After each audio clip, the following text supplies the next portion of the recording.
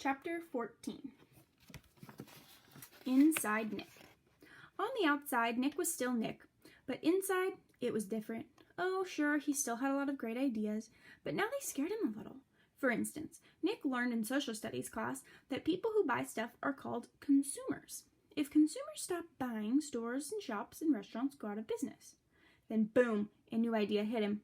All the kids loved lunchtime, but the awful part about lunch was the eating part, school food, and the food was never a surprise. You had to smell it all morning and then go eat it. The food was always bad.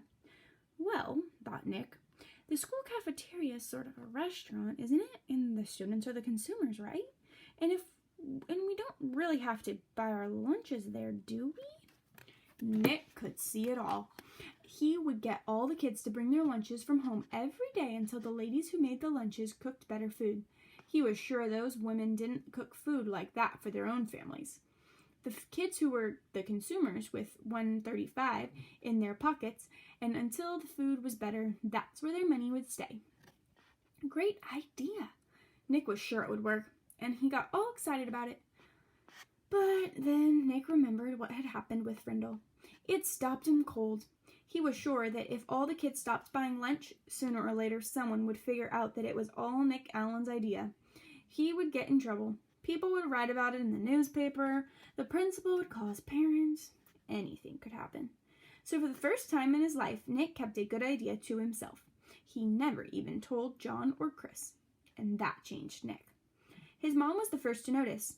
"Are things okay at school, honey?" She asked one day in early March. He had seemed kind of down, a little sad. It worried her. "Sure," said Nick. "Everything's fine." "Everything's okay with your friends? They haven't been hanging around here very much." "Mom, honest, everything's fine. It's winter. Everyone's really busy with hockey and basketball, that's all." And Nick went to his room and shut the door. Mrs. Granger noticed the change too. The clever little rascal who had looked her in the eye and said, "But I really didn't have a Frindle with me." That boy wasn't in her class anymore. Now a quieter, more careful Nicholas Allen came into class every day. He did all his work perfectly, didn't speak unless she called on him, and didn't laugh and joke with his friends like he used to. School would be over in a few months, and it seemed like there was nothing she could do to help him. Toward the end of the year, Nick remembered the letter that Mrs. Granger had asked him to sign on the back when the Frindle business was just getting started. The chess game was over, so he was expecting to get that letter from Mrs. Granger any day. But all spring it didn't come, so he thought she must have forgotten about it. Nick was afraid to bring it all up again, but he was dying of curiosity. So on the last day of school, Nick knocked on Mrs. Granger's classroom door. She was straightening up the textbooks on the bookcases below the windows. Without turning around, she sang out, "Come in." Nick said, "Hi, Mrs. Granger." Mrs. Granger stood up and turned to face him. "Oh, it's you, Nicholas. I'm so glad you stopped by. I've been meaning to talk to you, and this will save me having to send you a letter this summer." Nick gulped and said, "That's what I came for, the letter."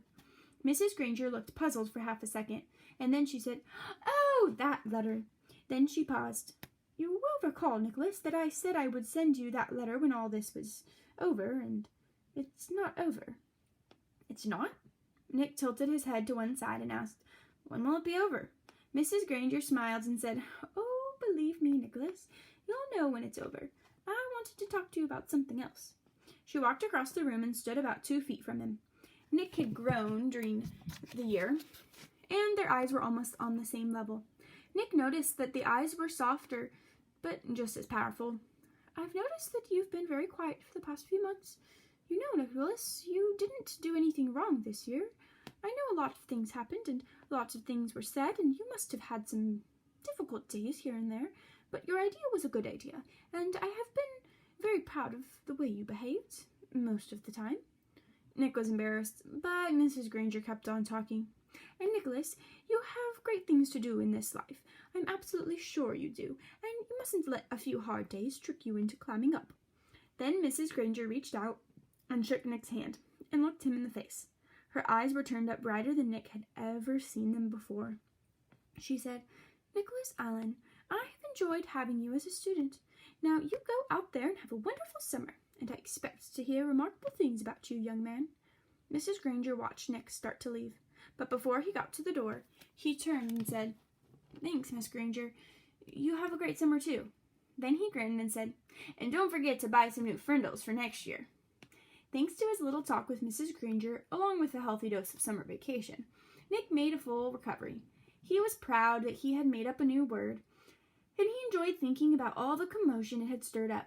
That one little word had made 5th grade a year to remember.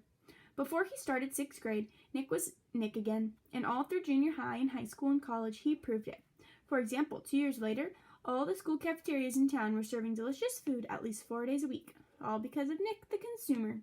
And the state superintendent of schools had made a special trip to Westfield to learn why this little town had the most successful school lunch program in the state. And in high school, well, the stories about Nick's other adventures could go on and on and on, but that would delay the end of this story, the one that started when Nick was in 5th grade. Because the end of this story came later, 10 years later. And what was happening to Nick's word during those 10 years? Oh, nothing fancy, nothing exciting. Words don't work that way.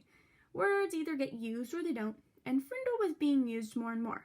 It was becoming a real word. Tomorrow, we read the last chapter.